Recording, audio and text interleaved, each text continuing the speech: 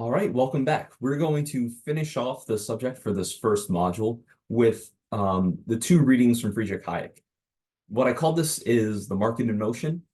Basically, what I want to do with this shorter lecture is to describe to you guys how the labor market works in practice a little bit more. So basically what we're going to be looking at is what we call a static model of the economy. So the market is in equilibrium with supply and demand crossing each other.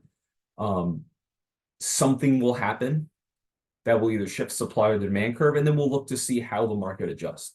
This is a really useful tool, and it's one of the best parts of economics, is that it's simple, it's intuitive, and it can show you what you can expect to happen when there's some sort of change in the conditions that are involved in determining the equilibrium of the market.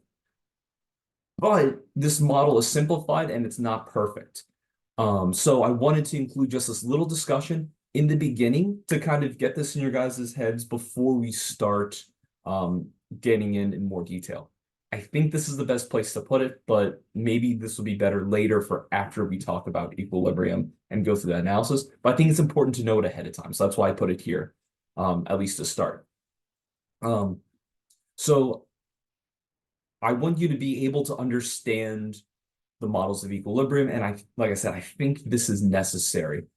So basically, to give a very brief example of why, when I was an undergrad, I used to try to apply the theory that we were learning in Econ 101 to examples from what I saw in real life. For me, that's one of the best ways to remember things. And when I would do that, the very simple model of equilibrium would often fail to explain what I saw going on. So I was always looking at that and thinking, that doesn't quite fit. This isn't quite right. And I initially thought that the model was overrated. It wasn't until later on, and this is like towards the very end of undergrad, so 2-3 years after I first learned about equilibrium, that I read some of Hayek's work and I heard people talk about him and his ideas. And then it clicked for me. It was something that it took a while to see. So I wanted to include some of his ideas about how markets function so we can get this real idea of what competition really is. It's not just prices, or in this case, wages adjusting. There's a lot more going on. While we will typically be looking at simply wages and how that works through the labor market, there are other things going on that if I don't at least tell you about, that you guys, several of you probably will be sitting there thinking, this doesn't match up with what I see. So I don't want you to get lost and spend time wasted not liking this like I did way back when. Now, I recognize reading Hayek is difficult, and both of these chapters that I have you read can be a little tricky. Some of it is the number of concepts that he talks about that just kind of in passing, kind of expecting you to know, because this is in the midst of a pretty big debate within the field.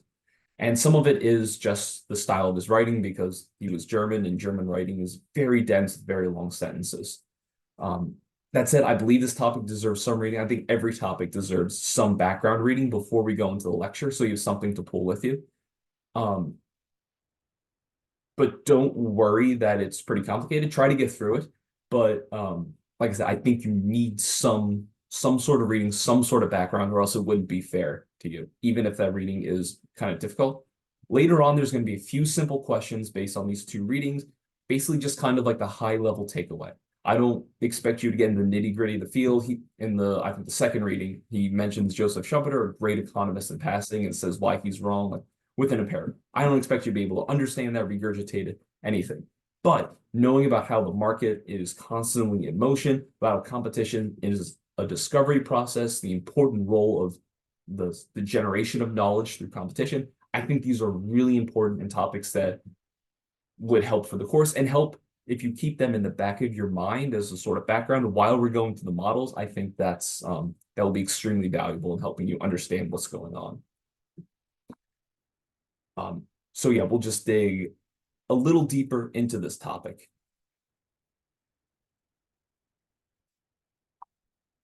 So I begin with a question: what do we know? We don't have perfect knowledge. There are some models in econ that assumes that there is perfect knowledge, that each individual knows exactly what they need to know to engage in a transaction. In reality, that's not the case. There's so much that we don't know. Or even if somebody knows it, not everybody knows it. Well, some people say that economics is a study of the allocation of scarce resources. That's a very common definition of the field. But how do we know what to produce? How do we know how much to produce? How do we know what price to sell it at? These aren't just given to us on stone tablets from the sky. There's something that we need to determine. And we do so through trial and error over time with each individual firm or decision makers within the firms making these decisions and then getting feedback whether they're right or they're wrong. So it's important to recognize in these readings, Hayek was arguing in favor of using the price system, so the sort of free market that we have today, against central planning. Initially against central planning, and then against what some people call the third way or market socialism, where there was some use of prices into the socialist system. So his mentor, Ludwig von Mises, argued successfully about the importance of prices as a rationing mechanism. So when the price of a product or a resource goes up, firms are going to try to, what we call economize on that. They're going to try to spend less money on it. So they may buy less of it and figure out how to stretch that further. They may try to use a different product, but Mises talked about how prices were important for rationing. Hayek takes that a step further and talks about how prices reveal knowledge and it generates knowledge. So decision makers within firms, or you can think of firms themselves as a single actor, they don't need to know why the price of one of their inputs increased. All they need to know is that it has increased, so they can respond by either using less, like I said, or switching to another relatively cheaper resource. Firms don't need to know about the entire economy. They don't need to know what every possible resource or input into what their products are doing. All managers have to do is look at the prices and they can see what is relatively more available or relatively less available. It's cheaper or more expensive. Now, this debate may seem kind of odd now or unimportant, but this was central to the development of the profession through the 20s, 30s, and even into the 40s. So he's writing within that context. So some of the arguments are focused on that, but they're still important to understanding how markets function and about how markets move into equilibrium and out of equilibrium today. And the most important line on this is right here: markets are a process, not a steady state. We typically look at them as a steady state. It makes it easier for our analysis when we're doing this equilibrium analysis, but markets are always in motion.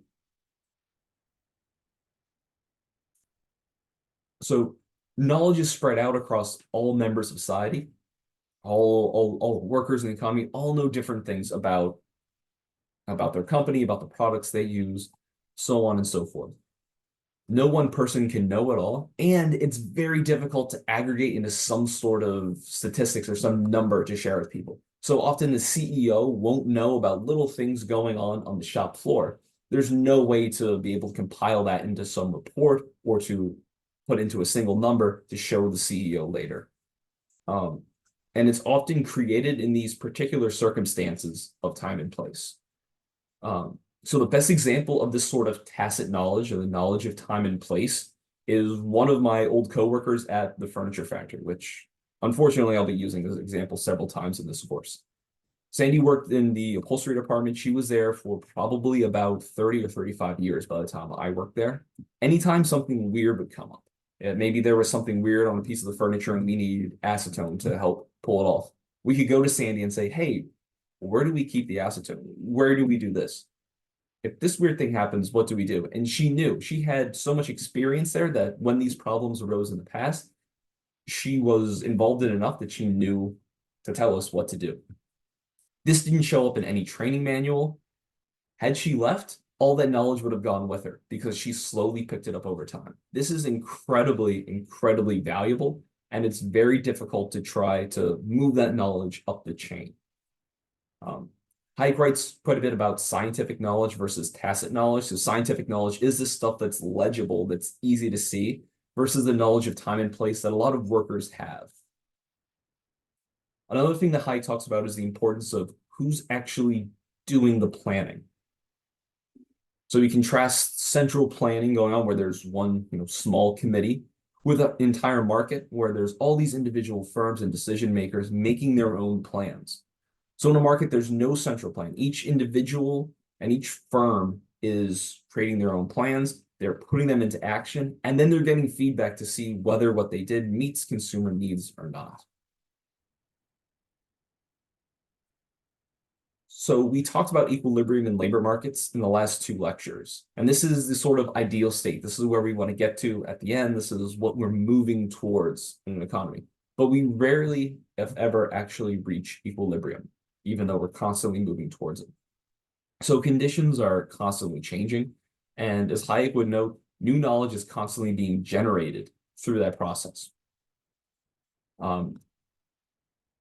So when I was an undergrad, one of my classmates in economics talked about how the first time he saw a supply and demand curve, how it just opened his eyes.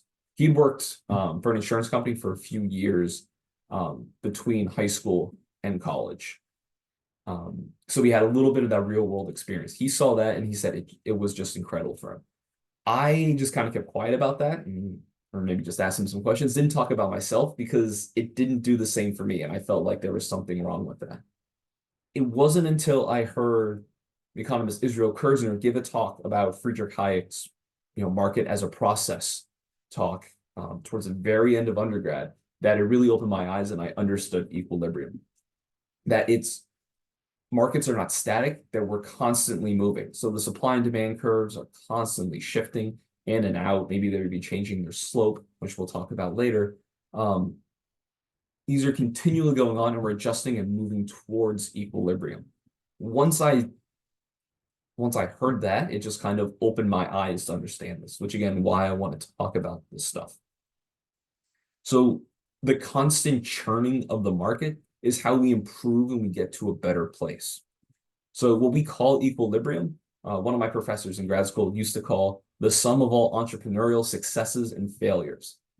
Both sides of this are important. Obviously, the wins are important. When firms are successful, it's because they meet the needs of consumers and they end up being rewarded in the market with more consumers or more business for meeting their needs. Then other firms mimic the successful firms. So they move the entire market in that direction. A great example I used to give in undergrad was to undergraduate students a few years ago was the hard seltzer craze of a few years ago that's still big. White Claw and Truly were the first two that I heard of. They really took off in 2018, 2019, 2020, around there. They were so successful that a bunch of other firms realized, oh, hey, people like these hard seltzer things, this drink we weren't making in the past. We should get in on that. And now tons and tons of companies make their own version of a hard seltzers. And they saw that this was a consumer need that no one was meeting. So they jumped in to provide it, following the success of other firms who were able to do that. So this is really important for the market, and this is great. But the losers are just as important. Figuring out what firms do wrong, what products don't meet consumer needs are just as important as the ones that do. So because firms face a hard budget constraint, they can't lose money forever. So when they don't meet consumer needs and they end up suffering, so their revenues fall, maybe sometimes dramatically if they did a really bad job, they have to change or go out of business. Those are the only two options for them. So it kind of forces them to do the right thing, and it reveals to other firms what not to do, what can go wrong.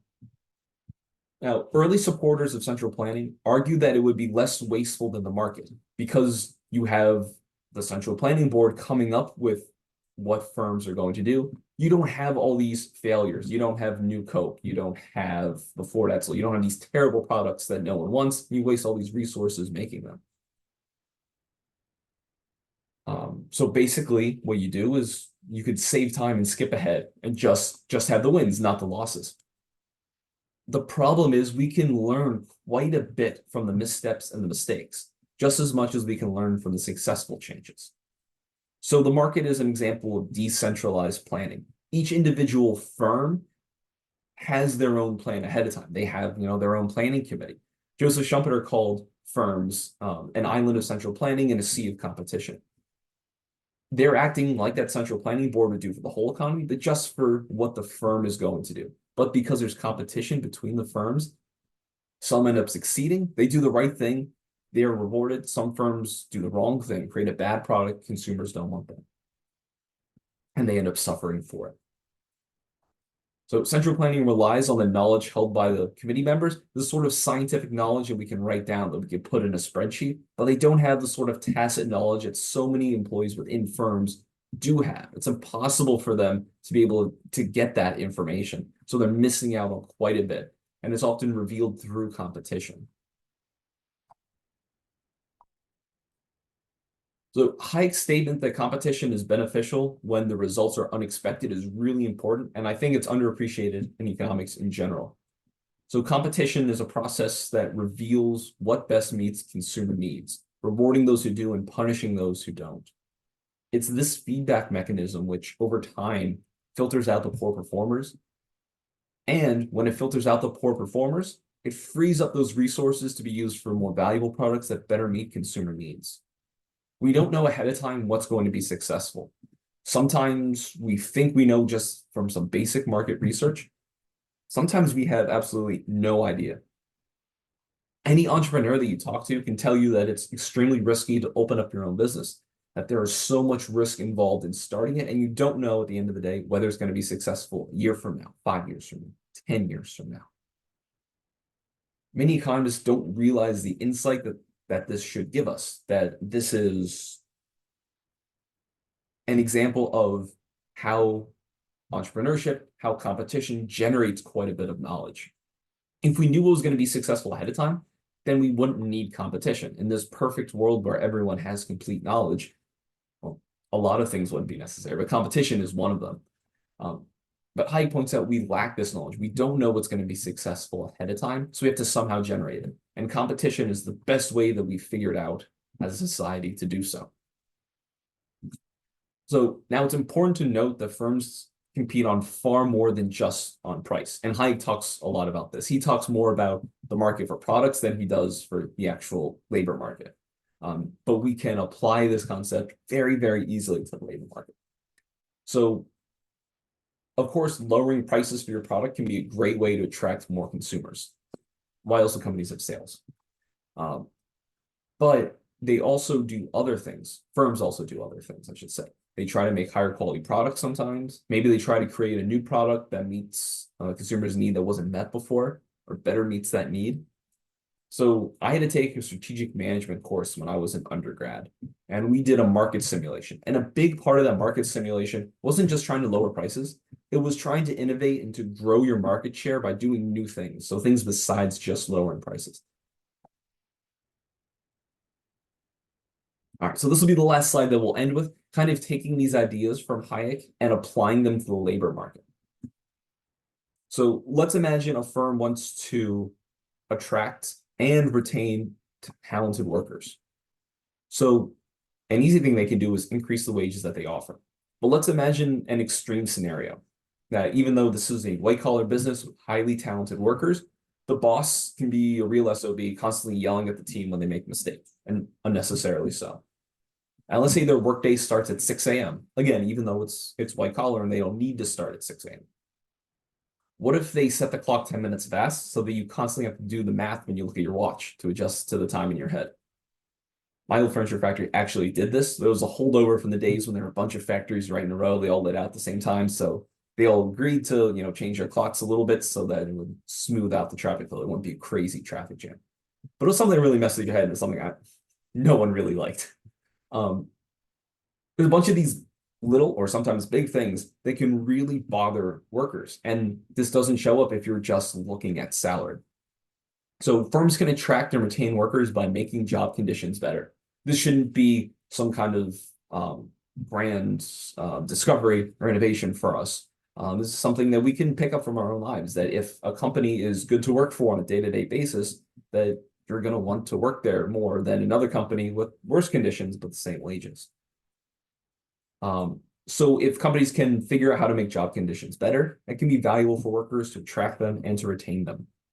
Maybe some new company enacts a program that's instead of matching contributions to 401k, or in addition to it, they match student loan payments for new hires. Something not a lot of companies do.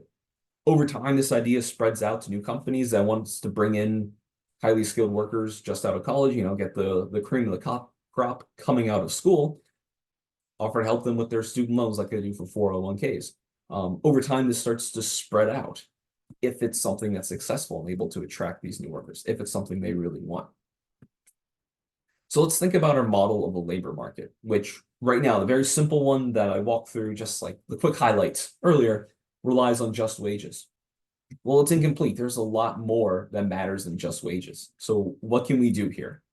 What can we do to improve our model? Workers care about wages a lot. I care about how much money I make. We all care about how much money we make at our job. That's one of the most important considerations of a job. So in many cases, that's all we need to worry about. And when the question involves wages, that's all we need to worry about. We don't need to bring in all these other things and complicate it unnecessarily. But sometimes we want to consider things beyond wages. We could try to put a monetary value on things and include them in wages. Like Michael Scott, you can try to add the $100 gas card into wages. That should be pretty easy. It's $100. Something's a little bit more difficult. We could say that the student loan matching program is worth, we'll pick $5,000 a year, since that's what firms pay on average to a first-year worker with student loan debt. That's likely not perfectly accurate. It's going to vary between people. Some people come out with huge student loan debts, some with not too much student loan debt. Some will take advantage of it. Some may not want to take advantage at all and put all that money into 401k. So it's not perfectly accurate, but at least putting a dollar value on this, some kind of estimate, can help incorporate this into the model. There are other perks that aren't easy to translate to dollars, or really, really vary considerably between workers, or only some workers get offered them. So these can be very difficult to include. You can also think about how the labor market changes. The supply of workers and the demand for workers are constantly adjusting to new things going on in the economy. So instead of being in equilibrium, labor markets are usually not in equilibrium, just like any other market. But just like other markets, they're moving towards equilibrium. So it takes time for markets to adjust, and labor markets are no different. In fact, it typically takes labor markets longer to adjust than normal markets. So they spend more time out of equilibrium. Okay, so after all that, and I've taken a lot more time here than I initially wanted to, is the concept of labor market equilibrium and supply and demand useful? The answer is unambiguously yes. They are incredibly useful. It's a great tool and a very simple model that helps us understand how markets adjust to changes in needs and wants by firms and by workers, potential workers. Later, we're going to work with shifts in the supply and demand curves for the labor market, like we did very briefly with that Alaska example.